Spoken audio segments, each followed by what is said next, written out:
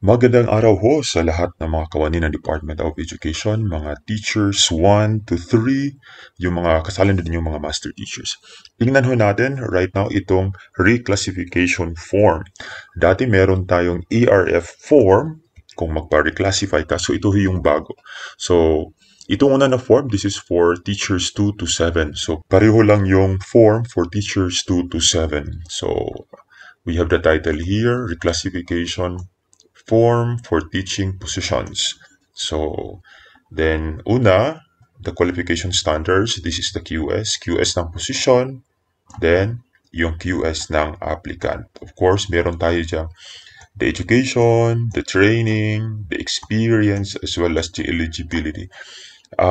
Yung QS for the position, nasa ano na yan, nasa previous video ho natin. Klaro na yung QS ng position dyan. Ito namang QS of the applicant, this is, ito namang QS for applicant, depende na din yan. Kasi magra-rank din ito for education, ano ba yung minimum na ano, then ano yung education mo right now. So, ganon.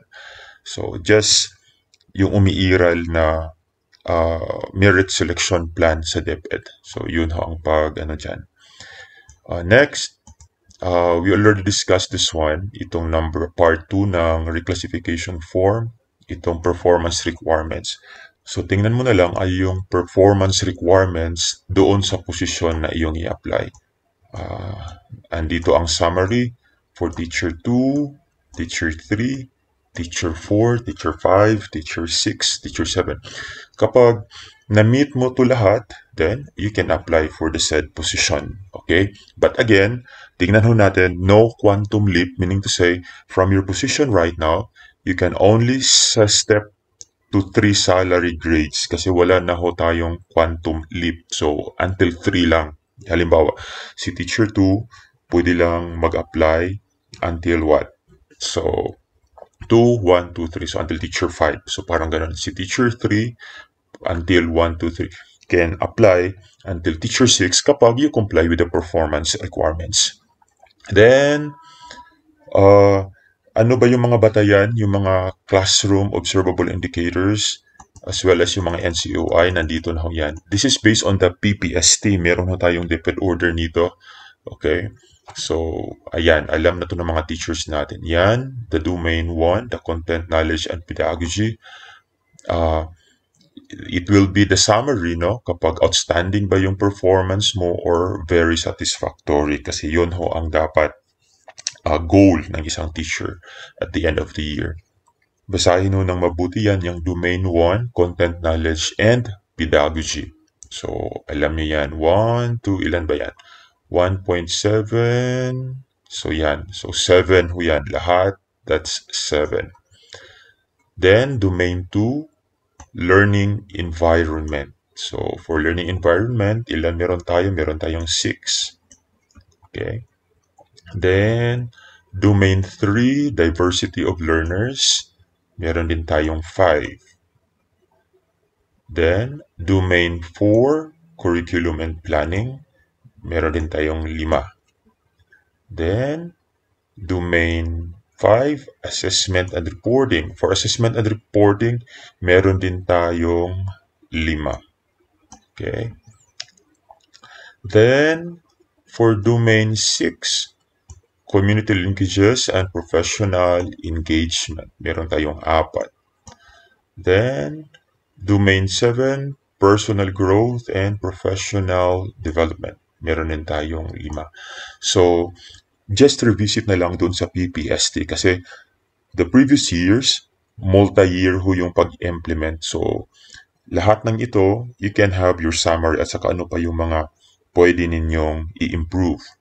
So, that's the part 2 para doon sa to see kung if you meet dito yung performance requirements. Next, yung part 3 ng reclassification form is the comparative assessment result. Okay? So, ilan yung points education mo, yung training, experience, performance, then yung COIs mo, then non-NCOIs, then yung total score mo. Okay? So, Sa mga sa ginagawa naman sa DepEd right now, even kapag mag-apply ka ng Teacher 1, you know how to comply with education, okay? Then trainings, experience, ganun na din, no? Kasi merit selection plan ho tayo ngayon. Then part 4, andyan ang Division School Superintendent Action, okay? Then part 5, the DepEd Regional Office Action. So the same with master teachers. So the same with master teachers. Ito yung reclassification form para sa kanila. Okay? So the same. Ang kaibahan lang is dito, kapag mag-apply ka ng for MT1, MT2, at saka MT3. We already discussed also yung performance requirements para makapasok kayo qualify for such position. So the same pa din, itong mga domain, content and pedagogy, domain 1, then domain 2, learning environment, domain 3, diversity of learners, domain 4, curriculum and planning, domain 5, assessment and reporting, then domain 6, community linkages and professional engagement, domain 7, personal growth and professional development. So the same pa din. Okay, so that's for MT.